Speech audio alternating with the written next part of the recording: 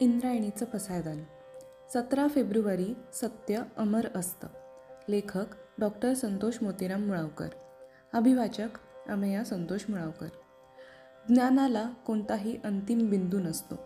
कोणताही विचार शेवटचा विचार नसतो. कोणताही शोध शेवटचा शोध नसतो. कोणताही शब्द शेवटचा शब्द नसतो. ज्ञानाच्या पलीकडेही ज्ञान असते. विचारांची लढ तर सारखी उलगडत असते. शोधालाही पुढच्या शोधाचा शोध असतो. शब्दांनाही नव्या शब्दांचा शोध असतो. हा शोध असतो म्हणूनच जीवनात नाविन्य असतं. नाविन्याच्या आधारावरच चैतन्य टिकतं. नवीन वर्तन, नवीन परिवर्तन ह्यांची चैतन्यालाही ओढ असते. अगदी उच्चारसुद्धा आपलं अक्षरत्व बदलतात. अंकसुद्धा आपलं चित्र बदलतात. नव्या चित्रकायेचा शोध बदलत्या अक्षरांना आणि अंकांना असतो. ह्या बदलाचं मूळ विचार आणि अभिव्यक्तीच्या स्वातंत्र्यात असतं.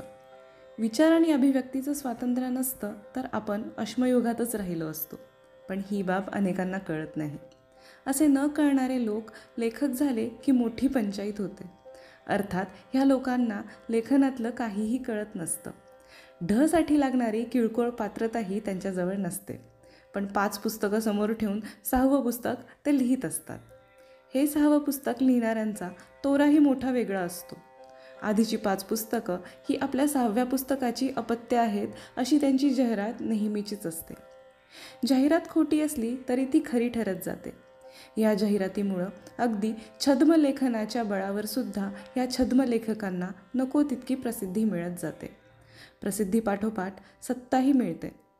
अपघातानं मिळालेल्या किंवा मिळवलेल्या सत्तेमुळे हे छद्म लेखक सत्तांध होतात. आपण इतरांना ज्ञानदान करत आहोत, लोकांच्या वाचनाची अभ्यासाची सोय करतो आहोत असं भासवत हे सत्तांध लोक नको तितकं उन्मत्त होतात आणि मग आपणच सांगतो ते ज्ञान, बाकीचं सगळं अज्ञान असा क्रूर विचार करत ते नव्या प्रतिभेचे, शोधनाचे आणि संशोधनाचे कोंभ तोडून अक्षरशः पायदळी तुडवतात. इतरांना विचार आणि अभिव्यक्ती असते ही बाबच त्यांना मान्य नसते. सगळं काही आमच्या पुस्तकातल्या साचेबद्धतेप्रमाणेच झालं पाहिजे असा त्यांचा क्रूर दुराग्रह असतो. या क्रूर दुराग्रहाला सत्याचे प्रयोग मुळीच मान्य नसतात. साचेबद्धतासुद्धा स्वतःचा साचा आणि बद्धता बदलत असते हे सत्य त्यांना मुळीच मान्य नसतं. सत्याला ते घाबरत असतात म्हणूनच ते सत्याची हत्या करत असतात. सत्याला कितीही मारलं आणि पुरलं तरीही ते जमिनीतून कोंब काढून वर येतच असतं. तरीही हा कोंब पुन्हा खुडला जातो. मृत्यूनंतरही त्याची विटंबना होत राहते.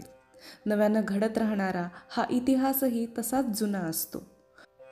सूर्याभोवती पृथ्वी फिरते, सूर्यासारखे अनेक तारे आहेत हे मत निर्भीडपणे मांडणाऱ्या जिओर्डानो ब्रुनोला 17 फेब्रुवारी 1600 क्रुसावर बांधून मारलं होतं. त्या मारण्यानं ब्रुनो संपला तरी त्याचा विचार मुळीच संपला नाही. ब्रुनोची परंपरा सत्याच्या शोधात असते आणि त्याला सत्याच्या मारणारी परंपरा शोधलेल्या सत्याचा बळी जबरदस्तीनं घेत असते. मात्र जीवे मारलं तरी सत्य मरायला तयार नसतं. सत्य अमर असतं.